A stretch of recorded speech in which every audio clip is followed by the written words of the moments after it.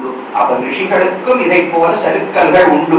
ஆனா ஆழ்வார்களுக்கு அப்படி எங்கும் பார்க்க முடியாது.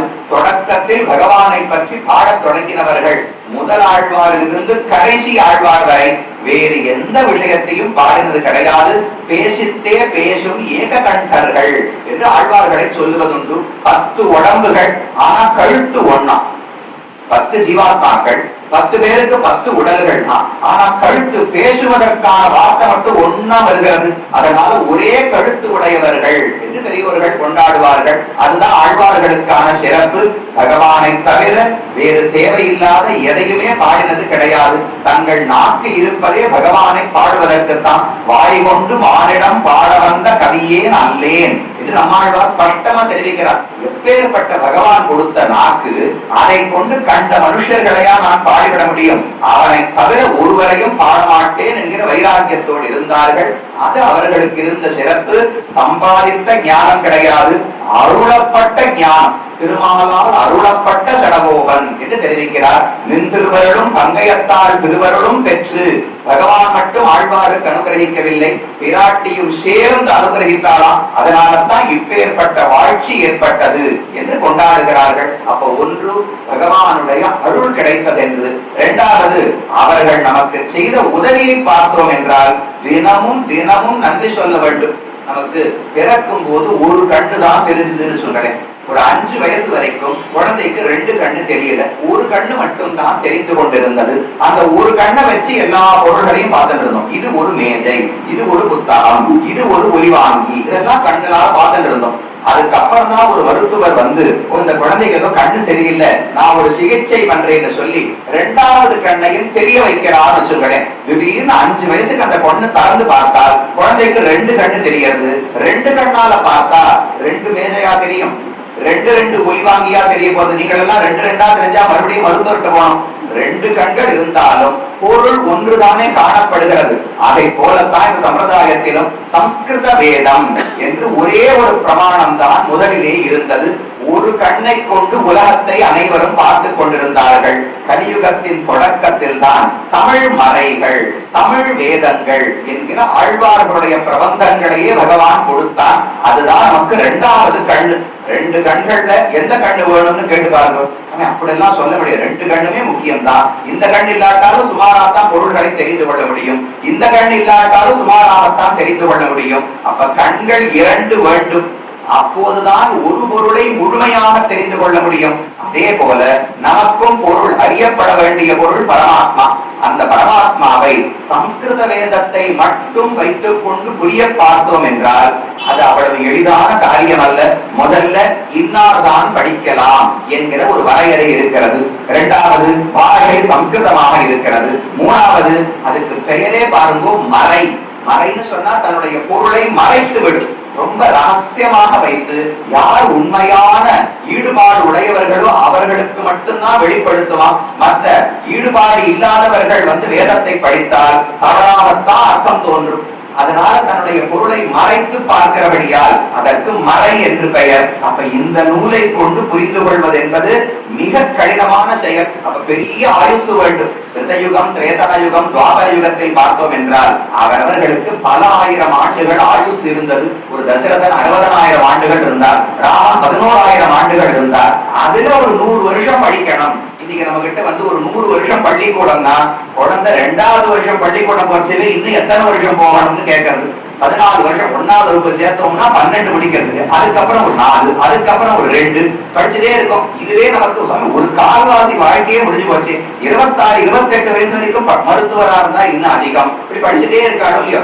அந்த காலத்தில் அந்த கட்டம் கிடையாது. 10,000 ஆண்டுகள் வாழப்போகிறார். அதுல ஒரு 200 ஆண்டுகள் குருகுலவாசம் பண்ண வேண்டும், வேதத்தை கற்க வேண்டும், விடாமல் இதிகாச புராணங்களை படிக்க வேண்டும்னா தாராளமா அதற்கான நேரத்தை ஒதுக்க முடிந்தது. அதற்கான புத்தி கூர்மையில் இருந்தது, அதற்கான ஈடுபாடும் இருந்தது. இதெல்லாம் கலியுகத்துல குறைகிறது அல்லவா. நமக்கு சக்தியும் குறைஞ்சு போச்சு, ஆயுசும் குறைந்து விட்டது, ஈடுபாடும் குறைந்து விட்டது.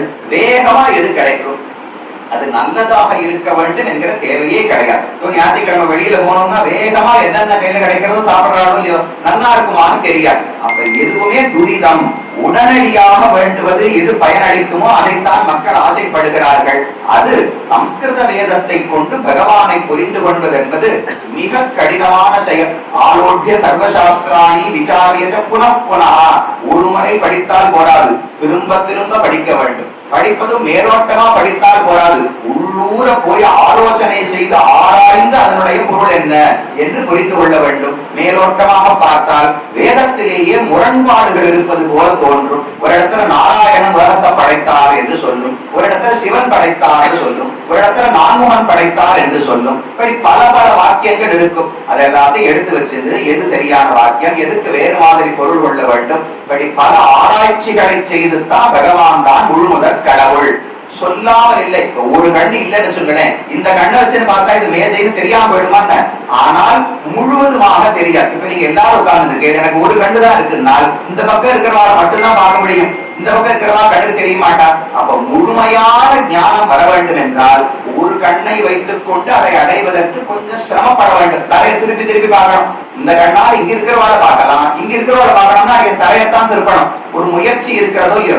இப்படித்தான் ஒரே ஒரு சம்ஸ்கிருத வேதத்தை கொண்டு பகவானை புரிந்து கொண்டிருந்தோம் முன்காலத்திலே. அதை பார்த்துத்தான் பகவான் இனி இது இந்த உலகத்தில் நடக்காது, இவ்வளவு முயற்சி எல்லாம் யாரும் எடுக்க போவது கிடையாது, உடனடியாக தெரிந்து கொள்ள வேண்டும், எளிமையாக தெரிந்து கொள்ள வேண்டும், தங்களுக்கு பழக்கமான மொழியிலே தெரிந்து கொள்ள வேண்டும். அப்பதான் மக்களுக்கு இது பயன்படும் என்று யோசித்துத்தான் ஆழ்வார்களை ஒவ்வொருத்தராக பிறப்பித்தானாம். அந்த விழால் நற்கலைகள் ஆய்ந்துரைத்த ஆழ்வார்கள் இந்த உலகில் இருள் நீங்க வந்துதித்த என்று மணவாள மாமனிகள் உபதேச ரத்தினமாலையிலே பாடுகிறார். அந்தமிழால் அழகிய தமிழ், கஷ்டமான சம்ஸ்கிருதம் கிடையாது. அதுவும் சாதாரண சம்ஸ்கிருதமே கஷ்டம்னா வேதத்தில் இருக்கிற சம்ஸ்கிருதம் சற்று வேறு மாதிரி இருக்கும், மிகவும் கடினமானது புரிந்து கொள்வதற்கு. இது அவ்வளவுலாம் கஷ்டம் கிடையாது, எளிமையான தமிழ், புரியக்கூடிய தமிழ் என்று அந்த காலத்தில் எழுதி வைத்தார்கள். இன்னைக்கு நமக்கு இருக்கிற தமிழ் ஞானத்துக்கு பகவான் வேற எந்த பாஷையில கொடுப்பாரோ தெரியாது. நாம ஆங்கிலமும் தமிழும் கலந்து கலந்துதான் பேசணும். அதை போல இன்னொரு 4000 அவர் எப்படியான கொடுத்தா தான் உண்டு. ஆழ்வார்கள் பாசனங்களே இன்னைக்கு புரிந்து கொள்வதற்கு உரைகள் இல்லாமல் கடினமாகி போய்விட்டது. அப்படி அந்த விழால் நற்கலைகள் ஆய்ந்துரைத்த ஆழ்வார்கள், நற்கலைகள் என்று வேதங்களுக்கு பெயர். 4 வேதங்களையும் ஆய்ந்து உரைத்தார்கள். அப்படியே அதில் இருப்பதை மொழிபெயர்த்து தமிழில் கொடுத்தால் மறுபடியும் பிரயோஜனம் கிடையாது. 1,00,000 பக்கங்கள் கொண்ட ஒரு புத்தகம் இருக்கு. அந்த புத்தகத்தை அடிய இடத்துல கொடுத்து படிக்க சொன்னா பறக்கவே மாட்டேன், கண்டிப்பா இது நம்மால முடியாதுன்னு மூடி வைத்து விடுவேன். அதுவே இது ஆங்கிலத்தில் இருக்குது, சம்ஸ்கிருதம் இருக்குது, கவலைப்பட வேண்டாம், இது அப்படியே தமிழில் மாற்றி கொடுக்கிறோம் என்று மறுபடியும் 1,00,000 பக்கங்களுக்கு புத்தகத்தை கொடுத்தா யாருமே படிக்க போவதே கிடையாது. ஆழ்வார்கள் செய்தது வேதத்தை அப்படியே தமிழாக்கி விடவில்லை. வேதம் தமிழ் செய்த மாறன். சடகோபனை பத்தி சுவாமி நம்மாழ்வாரை பத்தி சொல்லும் பொழுது வேதத்தை தமிழாக ஆக்கி கொடுத்தாரு சொல்லுகிறோமோ இல்லையோ, அப்படியே வரிக்கு வரி அவர் தமிழாக்கவில்லை. அதில் ஆராய்ச்சி பண்ணி இந்த கலியுகத்தில் இந்த மக்களுக்கு எது சரியான கருத்து, எதை சொன்னால் இவர்களுக்கு பயன்படும், மற்ற தேவையில்லாத எல்லாம் தவிர்த்து விடுவோம், வேண்டியதை மட்டும் எடுத்து சொன்னார்கள். அதைத்தான் ஆய்ந்து உரைத்த ஆழ்வார்கள் என்று தெரிவிக்கிறார். ஆயாமல் அதில் ஆராய்ச்சியே பண்ணாமல் இருப்பதை அப்படியே தமிழாக்கம் கொடுப்பதை பிரயோஜனம் கிடையாது. நமக்கு வேண்டியது என்ன? பக்தி யோகம் பயன்படாது, சரணாகதிதான் சிறந்தது. இது ஆழ்வார்களுடைய சித்தாந்தம். வேதத்துல பார்த்தோம்னா பக்தி யோகம், புலன்களை எல்லாம் அடக்க வேண்டும். இந்த போல ஒரு இடத்துல ஆசனம் போட்டுட்டு உட்கார்ந்துக்கணும், கண்ணை மூடிட்டு தியானம் பண்ண ஆரம்பிக்கணும். அது பல மணி நேரங்களுக்கு தியானத்துல ஈடுபட்டு இருக்க வேண்டும். சுத்தி என்ன நடந்தாலும் அதனால நாம திசை மாறவே கூடாது. அப்படி தியானம் பண்ணால் பல பல ஆண்டுகள் பல ஜென்மங்கள் கழித்து பகவானை அடையலாம். இதுதான் பக்தி யோகம் என்று சொல்லப்படுகிற மார்க்கம். இதை சொன்னாலே இங்க நாம யாரும் இருக்க போவதே கிடையாது. அப்ப ஆழ்வார்கள் யோசித்தது வேதத்தில் இந்த மார்க்கம் மட்டும் இல்லையே, சரணாகதி என்று மற்றொரு மார்க்கமும் இருக்கிறது. அதுதான் இந்த காலத்தில் மக்களுக்கு பொருத்தமானது. அப்ப ஒரு மூலையில் இருந்த சரணாகதியை, வேதத்தில் சரணாகதியும் இருக்கு, வேதத்தில் இல்லாத ஒரு அர்த்தத்தை ஆழ்வார்கள் சொல்லவில்லை. ஆனால் அவருடைய கண்ணோட்டம் மாறிவிட்டது. வேதம் பக்தி யோகத்தை விரிவாக சொல்லிவிட்டு சரணாகதியை சுருக்கமாக சொல்லியது. ஆழ்வார்கள் அந்த சரணாகதி என்கிற தத்துவத்தையே தங்களுடைய பாசுரங்கள் அனைத்திலும் விரித்து சொன்னார்கள். இதுதான் ஆய்ந்து உரைத்த, வெறும் அப்படியே இருப்பதை சொல்லாமல் அதில் ஆராய்ச்சி செய்து எது தேவையானதுன்னு பார்த்தார்கள். அதே போல பகவான் வைகுந்தத்தில் இருக்கிறார், ஹிருதயத்துக்குள்ளே இருக்கிறார், கண்ணுக்குள்ளே இருக்கிறார், சூரியனுக்குள்ளே இருக்கிறார். இதெல்லாம் வேதம் சொல்லுகிறது. சூரியனுக்குள்ள பகவான தியானம் செய்யலாம், ஹிருதயத்தில் இருக்கிற பகவான தியானம் செய்யலாம், இதெல்லாம் சொல்லுகிறதோ இல்லையோ. ஆழ்வார்கள் அதை பத்தி எல்லாம் பேசவே இல்லை. எந்த பாசுரத்தை பார்த்தாலும் அர்ச்சாவதாரம் அர்ச்சாவதாரம் அர்ச்சாவதாரம். பகவானை கோவில்களில் வணங்கி அந்த பெருமானைத்தான் சரணமாக பற்ற வேண்டுமே தவிர எங்கெங்கயோ பரவாசு தேவனையோ அல்லது பார்க்கடலில் சயனித்த பெருமானையோ பற்றுவது நம்மால் முடியாது. அதனால திவ்ய தேசங்கள் தான் சிறந்தவை என்று ஆழ்வார்கள் நமக்கு வற்புறுத்தி காட்டினார்கள். இத போல சில முக்கியமான அம்சங்கள் ஆழ்வார்கள் பாசுரங்கள் ஒண்ணு தமிழில் இருக்கிறது. தமிழில் இருக்கிறபடியாலே அனைவரும் எப்போதும் எப்படி வேண்டுமானாலும் இதை படிக்கலாம் என்று அனைவருக்குமாக ஆகிவிட்டது. கடலில் தண்ணீர் இருக்கிறதோ நமக்கு தாகம், தாகத்துக்கு யாரும் கடல்ல நிறைய தண்ணீர் இருக்கு எடுத்து குடி அப்படின்னா நம்மளால குடிக்க முடியாது. அதுக்கு என்னென்னமோ ஒரு செயல்முறை இருக்கிறதோ அதுல இருக்கிற உப்பை எல்லாம் கழித்து அதுல நல்ல தண்ணீரை யாரால எடுக்க முடியுமோ அவர்கள் மட்டும்தான் அந்த தண்ணீரை பயன்படுத்த முடியும். அதுவும் கடலில் இருந்து தண்ணீர் எடுப்பதே ஒரு குறிப்பிட்ட காலங்களில் தான். பருவகாலம்னு சொல்றோம், அமாவாசை பௌர்ணமி எல்லாம் வருகிறதே அந்த காலத்துல மட்டும்தான் சமுத்திரத்தை தொடலாமா. இன்னைக்கு நாம சுற்றுலாவுக்கு யார் யாரோ சென்னப்பட்டணத்துக்கு எத்தனையோ லட்சக்கணக்கான பேர் வரா. வருபவர்கள் எல்லாம் கடற்கரைக்கு போறா. எல்லாரும் கடல்ல காலம் நினைச்சிட்டு தான் திரும்ப போறா. சாஸ்திரம் ஒத்துக்கல. பருவ காலத்தில் தான் கடலை தொடலாம் என்று சாஸ்திரம் இருக்கிறது. அப்ப என்ன 15 நாளைக்கு ஒரு முறையா தண்ணீர் குடிக்க முடியும்? எல்லா அந்த தண்ணீரை எடுத்து வச்சுட்டு சுத்திகரித்து நாம வச்சுக்க முடியுமா? அப்ப கடல் தண்ணீரை பயன்படுத்துவது ஒரு சிலரால் மட்டும்தான் முடியும். ஆனால் அதே கடல் நீரை ஒரு மேகம் மேல இழுத்துக்கிறது. அந்த மேகம் நமக்கு மழையாக கொடுக்கிறது. அதுல இந்த எந்த நிர்பந்தங்களும் கிடையாது. மழை நீரை எல்லாரும் பயன்படுத்தலாம், எந்த காலத்திலும் பயன்படுத்தலாம், எதற்காகவும் பயன்படுத்தலாம், அப்படியே கிடைத்ததை பயன்படுத்தலாம். எந்த செயல்முறை சுத்திகரணமும் தேவை கிடையாது. இதுதான் சம்ஸ்கிருத வேதத்திற்கும் தமிழ் வேதத்துக்கும் உண்டான வேறுபாடு. சம்ஸ்கிருத வேதம் ஒரு சிலரால் ஒரு குறிப்பிட்ட காலத்தில் ஒரு முறையில் தான் பயன்படுத்தப்பட முடியும். ஆனா அதே அர்த்தங்களை ஆழ்வார் தான் இப்ப மேகம். உலகத்துல மேகம் தண்ணீரை எடுத்து கொடுக்கிறது. ஆழ்வார் என்கிற மேகம் சம்ஸ்கிருத வேதங்கள் அப்படியே உள்வாங்கி கொண்டு அதை தமிழ் மொழியில நமக்கு மழை நீரை போல கொடுக்கிறார். கொடுத்தால் அது அனைவரும் பருகலாம், எப்போதும் பருகலாம். அதுக்கு எந்த நிர்பந்தங்களும் கிடையாது. இதுதான் ஆழ்வார்கள் செய்து கொடுத்தது. ஆழ்வார்கள் அனைவருமே தமிழில் வேதாந்தத்தை தான் பாடினார்கள்.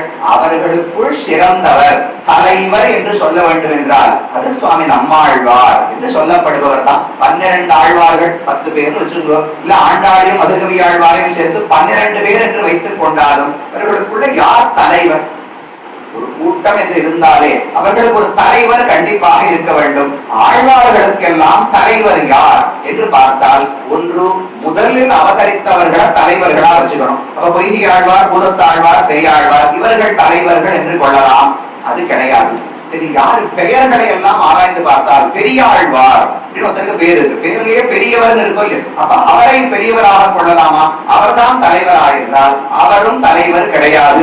அவர்கள் அனைவரையும் விட்டு காரிமாறன் என்கிற சுவாமி நம்மாழ்வார் அவர்தான் ஆழ்வார்களுக்கு தலைவர். ஆழ்வார்களுக்கு மட்டுமல்ல, பிரபன்ன ஜன கூட்டஸ்தர் என்று சொல்லப்படுகிறார். ரொம்ப முக்கியமான ஒரு திருநாமம். ஆழ்வார் பிரபன்னர்கள். பிரபன்னர்கள்னா சரணாகதர்கள். பகவானுடைய திருவடிதான் புகழ். என்னுடைய முயற்சியால் நாம் வைகுந்தத்தை அடைவது என்பது இயலாத செயல். பகவானுடைய அருளால் தான் முக்தி கிடைக்கப் போகிறது.